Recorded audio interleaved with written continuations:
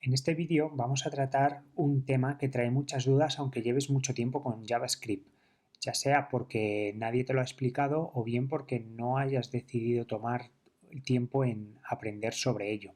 Veremos qué son los atributos y las propiedades, qué diferencias hay entre ellos y cómo usarlos de forma efectiva cuando desarrollemos nuestros custom elements.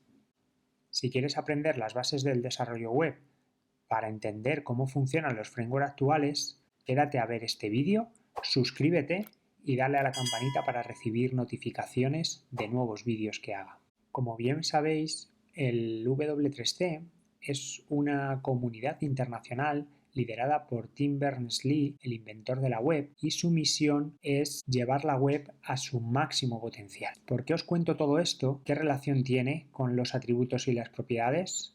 Pues mucha, porque la W3C redacta los estándares que definen una plataforma web abierta para el desarrollo de aplicaciones. Y ahí, en esa definición, están las bases de la plataforma sobre la que se construyen las aplicaciones más sofisticadas. Te recomiendo leer las especificaciones de HTML y de todos los estándares que uses a diario.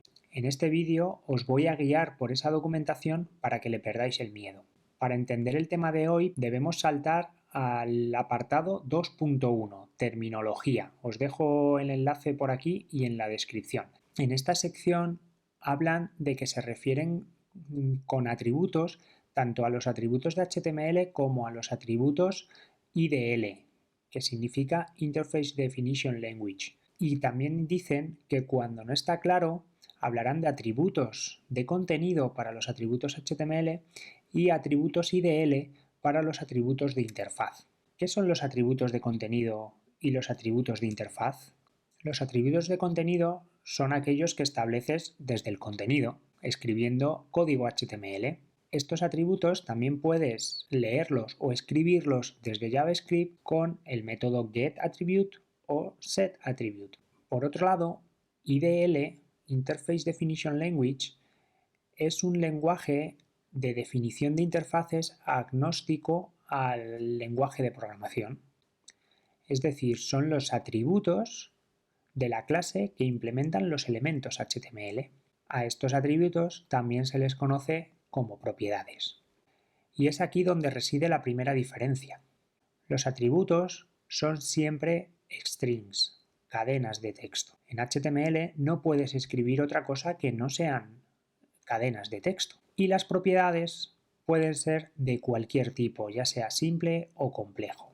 Veamos un ejemplo sencillo para ver las diferencias. Sobre una página en blanco vamos a crear este pequeño HTML que le doy un poco de estilo para que se vea bien y simplemente creo un input con un max length y un placeholder.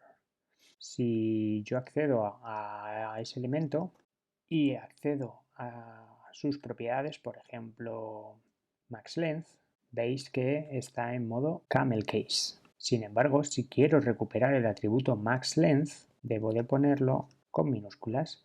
Y también, como podéis ver, input max length como property es de tipo number y el atributo siempre es de tipo string. Si yo quisiera cambiarle el max length, tendría que hacer un setAttribute y aquí pasarle, por ejemplo, 10, pero como string. También lo podría pasar como number y él va a hacer el catch a string. Ahora si lo recuperamos, vuelve a ser string aunque le hayamos pasado un number. Y si vemos la propiedad, efectivamente es un number. Otro caso curioso es que no le hemos puesto tipo al input y es automáticamente de tipo text, y aunque le pongamos cualquier otra cosa que no exista, por ejemplo foo, cuando lo recuperamos va a seguir manteniendo text. ¿Por qué genera entonces tanta confusión? Porque no siempre hay una relación directa entre atributos y propiedades. En algunos sí la hay, como por ejemplo ID y todos los atributos globales, que podemos ver toda la lista de atributos globales en el apartado 3.2.6. Aunque hay que tener en cuenta que algunas veces cambia la forma de escribirlo. En HTML todo es minúsculas porque no es sensible a las mayúsculas, y en JavaScript el atributo puede ser en camel case, como por ejemplo tab index que en HTML se escribe todo seguido en minúsculas y en JavaScript se escribe tab index con la I mayúscula. También hay atributos exclusivos de contenido que no tienen reflejo como propiedad y viceversa, propiedades que no se ven reflejadas como atributo. Por ejemplo, todos los atributos aria- no tienen reflejo como property. Y por otro lado, text content o inner text no tienen reflejo como atributo. Como podéis ver, en el apartado 3.2.4 nos explican cómo se definen los elementos. En este caso podemos ver que tenemos los Content Attributes y los DOM Interface. Los Content Attributes son los que hemos mencionado, que son los atributos, y los DOM Interface serían las propiedades. Así que, revisando el apartado 4 de la estandarización, podemos ver la descripción de todos los elementos de HTML y ver sus atributos y sus propiedades. Deteniéndonos en el ejemplo del input element, podemos ver los content attributes, que son todos los global attributes más los específicos de esta etiqueta, algunas consideraciones de accesibilidad y por último todos los atributos de IDL, que son las propiedades. ¿Cómo afecta esto a los custom element? Como ya hemos visto en algún vídeo sobre Web Component, los custom element extienden de la clase HTML element, que es una clase de la que extienden todos los elementos de HTML. Hay algunos elementos que extienden de clases las cuales heredan de esta clase, como por ejemplo los input heredan de input element, pero input element hereda de HTML element. Aunque la especificación de Custom Element permite la herencia de estas clases hijas, no todos los navegadores han decidido implementarlo y algunos lo han rechazado. ¿Verdad, Safari?